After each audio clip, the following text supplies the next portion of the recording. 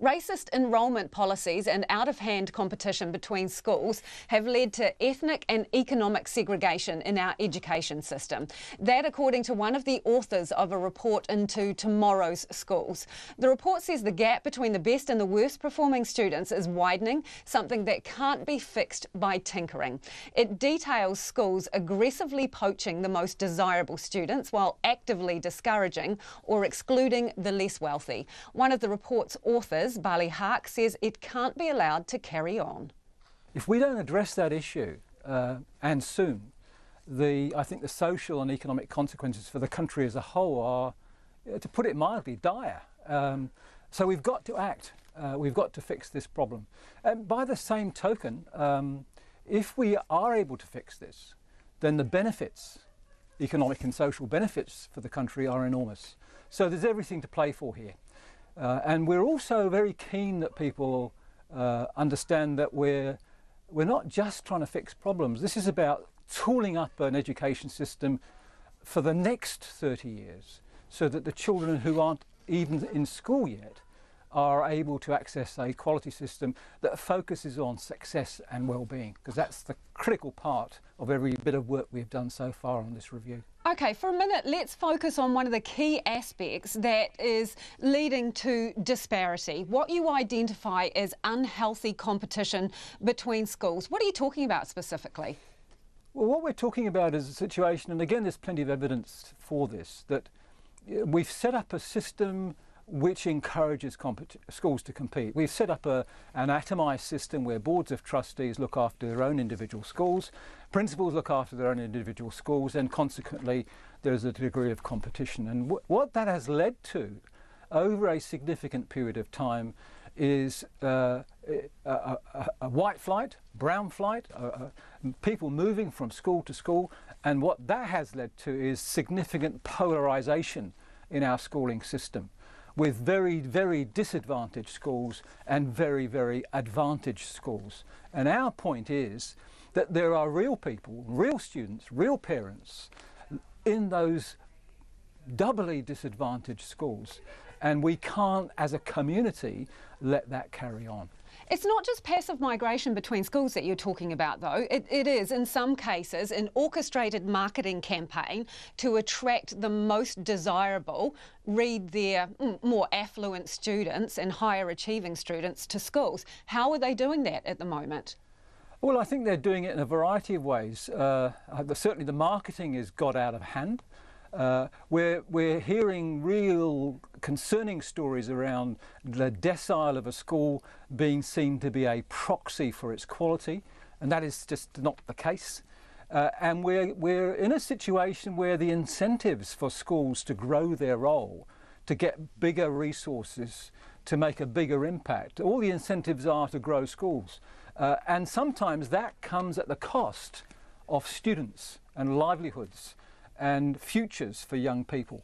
So are they, I'm sorry to interrupt, Bali, but are they using, for these out-of-control marketing campaigns, are they using school dollars for those campaigns? Yes, generally speaking, yes, they are. Not always. You know, some schools will have international students, for example, and there's another issue there around equity for schools. Some schools are getting international students and getting millions of dollars from those international students and using that for marketing. Some schools are using their operational funding. And, you know, our view is, yeah, this is really out of hand. We need to start thinking about schools in communities, schools working together, schools collaborating, because for our purposes, that's the important part of developing success and well-being for all our students in all our schools for this country. Put simply, you're talking about educational apartheid, aren't you? I'm talking about a situation which we currently have, where we have significant polarisation in our schools. And I mean, many people know that you can get in a car in Auckland and drive 15 minutes down the motorway and find schools which are so different in terms of their resources and their ability to deliver quality education. So different, it's just unbelievable. And that shouldn't be happening in a country like New Zealand. It's just, it's heartbreaking that we have situations like that, and the system that we currently have, we believe, is actually making that worse. So have you seen scenarios where schools are using pricey donations, the so-called voluntary donation, to discourage or filter out lower socioeconomic families? There is some evidence around the use of enrolment schemes, and this is something that is a bit of a legacy issue, particularly in the 90s, where schools set up enrolment schemes which frankly were racist, deliberately excluding particular types of students. And some of those enrolment schemes continue to exist. And so one of our recommendations actually is we need to look at the enrolment schemes that currently exist to make sure that they are fair, that they are equitable. So you think... And one of the jobs for the hubs is to make sure that happens. So you think that there exists still in New Zealand, in some cases, racist enrolment policies? I think that in some places the legacy enrolment schemes that are still in existence have been drawn with not the best motives. What are those motives?